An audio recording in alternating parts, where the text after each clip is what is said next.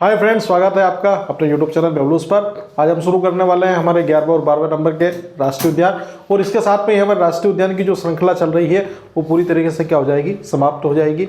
अब उसके बाद हम लोग फिर अभ्यारण्य शुरू करेंगे और अभ्यारण्य के अंतर्गत हम मध्य प्रदेश के प्रमुख अभ्यारण्यों को देखेंगे।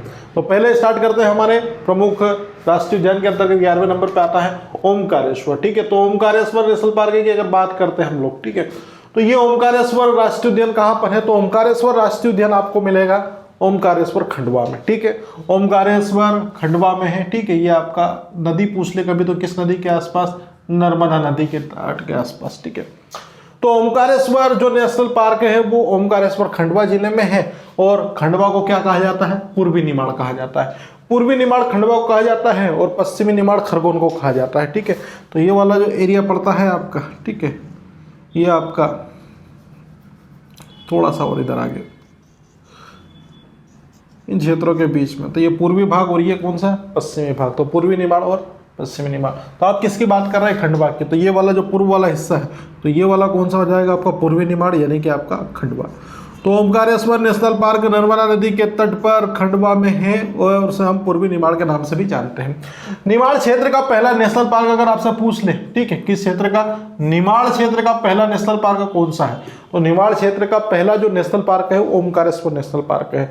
ओमकारेश्वर नेशनल पार्क जो आपका, अब निमाड़ क्षेत्र बड़ा है आपका, खंडवा, खरगोन, बड़वानी, बुरहानपुर का जो क्षेत्र है यहाँ पर, बड़वानी में देखेंगे वहां पे कोई नहीं मिलेगा आपको, खरगोन में देखेंगे वहां पर भी, और उसके साथ में बुरहानपुर में देखेंगे वहां पर भी आपको कोई नेशनल पार्क वगैरह नहीं मिलेंगे।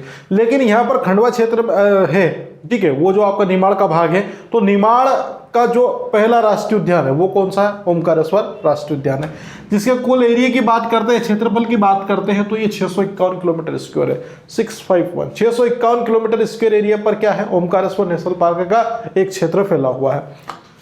यह अभी निर्माणाधीन है, और कब से निर्माणाधीन है? 2004 से। 2004 से यहाँ पर चल रहा है काम कि भैया ये नेशनल पार्क के अंतर्गत अन्य गतिविधियों को प्रोग्रेस में डाल रखा है। ठीक है, तो यह अभी निर्माणाधीन है, इसके बारे में हम रोज जानेंगे जब ये होगा कंप्लीट।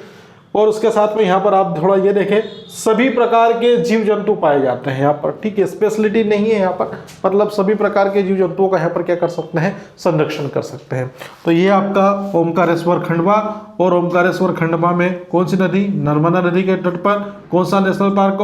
ओमकारेश्वर नेशनल पार्क है। ठीक है, इसकी स्थापना की बात करते हैं तो 2004 से निर्माणाधीन है, और इसके साथ में ये 651 किलोमीटर स्क्वायर के क्षेत्र में फैला हुआ निमाड़ क्षेत्र का पहला नेशनल पार्क, और सभी प्रकार के जंतु यहाँ पर पाए जाते हैं। अब बात कर रहे हैं हम लोग हमारे अंतिम जो नेशनल पार्क है, जो अभी अभी बना है, कौन सा? कुनो राष्ट्रीय उद्यान। कौन सा? कुनो राष्ट्रीय उद्यान। कहाँ पर है? श्योपुर जिले में। तो कुनो राष्ट्रीय उद्यान आपका श्योपुर जिले में। ठीक है, तो ये आपका जो एरिया पड़ता है, ठीक है, ये एरिया देख रहे हैं आप लोग, राजस्थान से टच है, तो ये वाला जो क्षेत्र है आपका, ये कौन सा है? श्योपुर।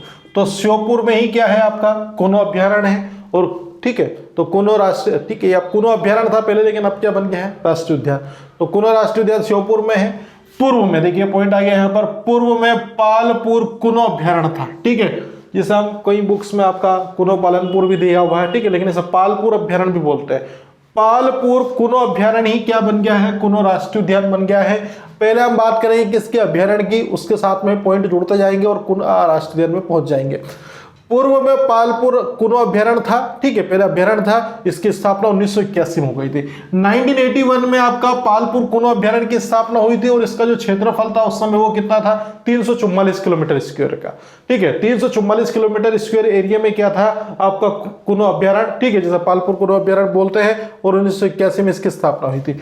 लेकिन फिर क्या? फिर से नेशनल पार्क का दर्जा दिया गया है, और नेशनल पार्क का दर्जा कब दिया है? ये इंपॉर्टेंट पॉइंट है यहाँ पर, पूछ ले करंट के हिसाब से 28 दिसंबर 2018 को, 28 दिसंबर आपका 2018 को इसको क्या मिला? राष्ट्रीय उद्यान का, कि भैया ये राष्ट्रीय उद्यान आपका बन चुका है। और राष्ट्रीय उद्यान का जो क्षेत्र है वो कितना कर दिया गया है?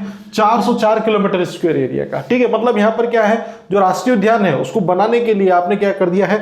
आसपास का जो और एरिया है उसको थोड़ा सा क्या करा? बड़ा है। ठीक है, लेकिन अभी जब और पॉइंट आएंगे तो और आप चीजें यहाँ पर क्लियर करें।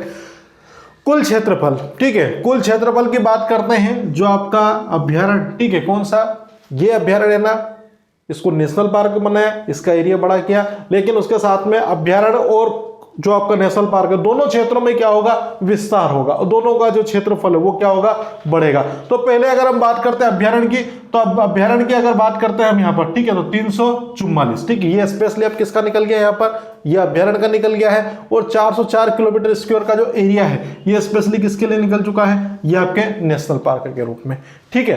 तो यहां पर चीजों को समझे कि अभ्यारण्य है वो आपका कौन सा, पालपुर कुनो अभ्यारण्य, जो 344 किलोमीटर स्क्वायर में फैला हुआ है।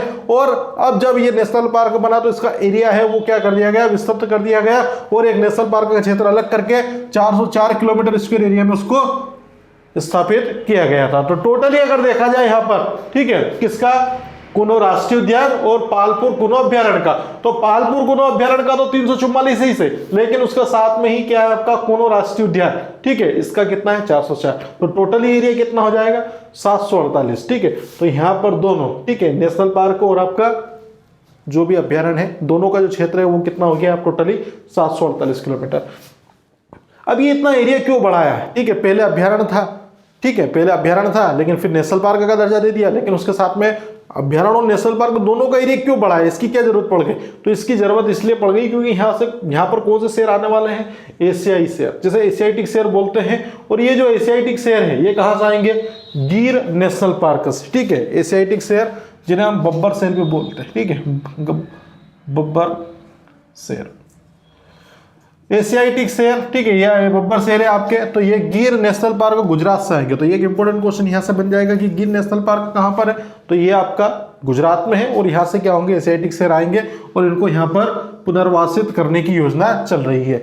तो एशियाटिक शेर या बब्बर शेर जो गिर वन राष्ट्रीय उद्यान गुजरात से आएंगे, उन्हें पुनर्वासित करने की योजना किस राष्ट्रीय उद्यान में है, तो ये आपका कुनो राष्ट्रीय उद्यान में चल रही है। तो ये हमारे कौन से हो गए, ये हमारा ओमकारेश्वर भी हो गया और उसके साथ में कुनो अभ्यारण्य। एक बार और देख लेते हैं हम लोग शॉर्टली यहाँ पर कि ओमकारेश्वर राष्ट्रीय उद्यान कहाँ पर है, तो ये नर्मदा नदी के तट पर ओमकारेश्वर खंडवा में है, जिसे पूर्वी निमाड़ के नाम से भी जाना जाता है। ये निमाड़ क्षेत्र का क्या है, पहला नेशनल पार्क है। निमाड़ क्षेत्र का पहला नेशनल पार्क ओमकारेश्वर राष्ट्रीय उद्यान है।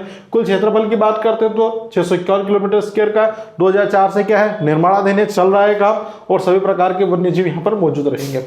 कुनो अभ्यारण्य की बात करें तो श्योपुर में है, पहले यह अभ्यारण्य हुआ करता था और पूर्व अभ्यारण्य का नाम था पालपुर कुनो अभ्यारण्य, ठीक है। तो पालपुर अब रह गया है क्योंकि कुनो क्या बन गया, राष्ट्रीय उद्यान, और पालपुर अभ्यारण्य हो गया।